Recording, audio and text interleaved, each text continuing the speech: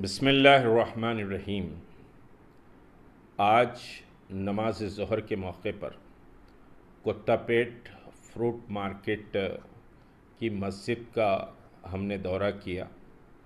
इस दौरे में तहरीक मुस्लिम शबान के मेरे साथी और रफ़ीक़ार मौजूद थे और सबसे हैरत की बात यह है कि मस्जिद को जाने के लिए पुलिस वहाँ रुकावटें खड़ी कर रही है और कोई सवारी को मस्जिद तक जाने की इजाज़त नहीं दी जा रही है और जो लोग आ रहे हैं उनके नाम रजिस्टर में लिखकर मस्जिद को छोड़ा जा रहा है। इसके माना ये है कि पुलिस गैर महसूस तरीक़े से उस मस्जिद को पहले वीरान करना चाह रही है और उसके बाद शायद मस्जिद को शहीद करने का मंसूबा हुकूमत रखती है। वहाँ दवाखाना बहरहाल समझिए कि तामीर किए जाने की बात चीफ़ मिनिस्टर ने असम्बली में कही है।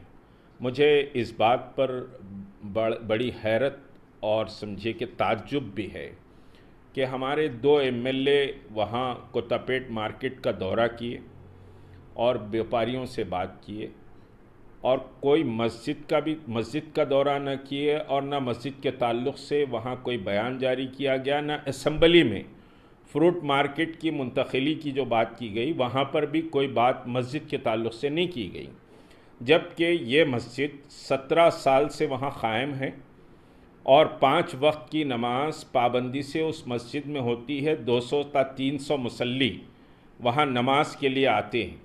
जुमा की नमाज करीब 2000 मुसल्ली वहाँ जुमा की नमाज़ अदा करते हैं।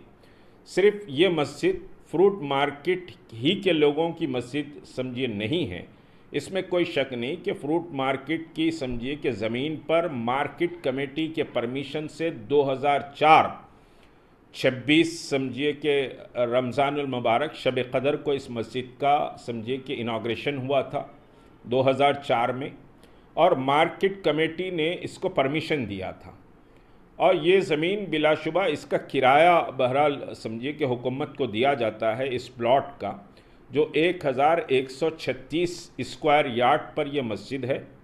अगर मस्जिद को समझिए मेन रोड से अगर आप ज़मीन प्रोवाइड कर देते हैं तो क़रीब मैं समझता हूँ कि 250-300 गज़ ज़मीन समझिए कि इजाफ़ा जाएगी जो मस्जिद के लिए रास्ते का काम करेगी।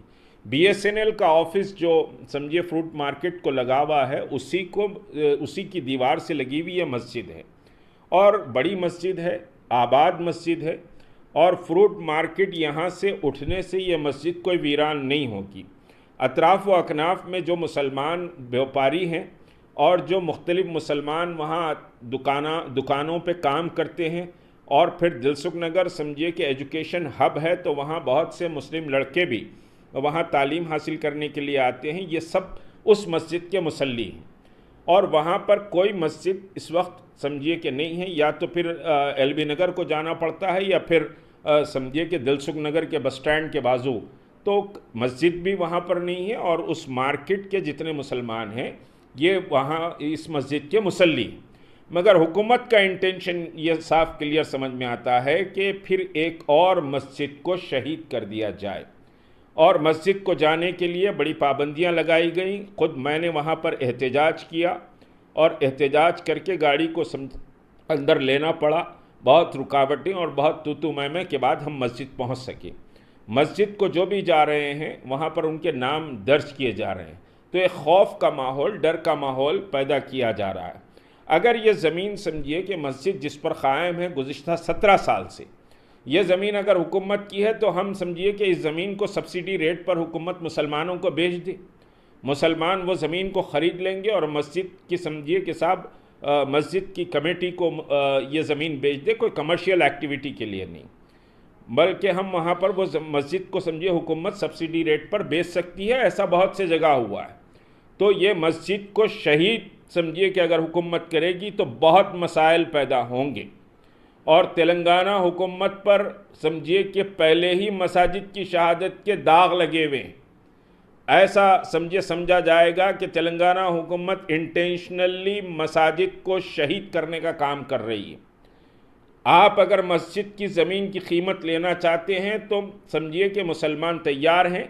हम इस सिलसिले में समझिए कि जो मुतल्लिक़ा वज़रा हैं और ख़ुद होम मिनिस्टर साहब हैं उनसे भी हम मुलाकात करेंगे। बाज़ाब्ता एक मेमोरेंडम दिया जाएगा। हुकूमत अगर सब्सिडी रेट पर ये ज़मीन समझिए कि मस्जिद कमेटी को फ़रोख्त कर देती है तो मुसलमान इसको ख़रीदने के लिए तैयार हैं और मस्जिद की तामीर हम मस्जिद समझिए कि कर लेंगे। कोई रुकावट दवाखाने के बनने में मस्जिद कोई रुकावट नहीं है। मस्जिद बिल्कुल कोने में समझिए कि दीवार से लगे हुए एरिया। वक्फ की ज़मीन पर फ्रूट मार्केट क्यों कायम की जा रही है? वक्फ के ज़मीनात क्या लोगों को खाने और हुकूमत के इदारों को कायम करने के लिए हैं? हुकूमत के पास ज़मीनात हैं। हुकूमत समझिए कि साहब इस फ्रूट मार्केट के लिए ज़मीन मुहैया करना चाहिए। इस पर इंशाअल्लाह बहरहाल बात करूँगा, लेकिन मस्जिद का तहफ़्फ़ुज़ तमाम मुसलमानों की ज़िम्मेदारी है। आज बहरहाल समझिए कि हम गए हैं मस्जिद के तहफ़्फ़ुज़ के सिलसिले में और वहाँ पुलिस की रुकावटें देखकर बड़ा अफसोस हुआ कि पुलिस मुसल्लियों के नाम लिखकर छोड़ रही है, कोई गाड़ी मस्जिद तक जाने नहीं दी जा रही है। इंटेंशन ये है कि इस मस्जिद को शहीद कर दिया जाए। मस्जिद ख़तरे में है, मस्जिद का तहफ़्फ़ुज़ हुकूमत की ज़िम्मेदारी है। अस्सलामु अलैकुम।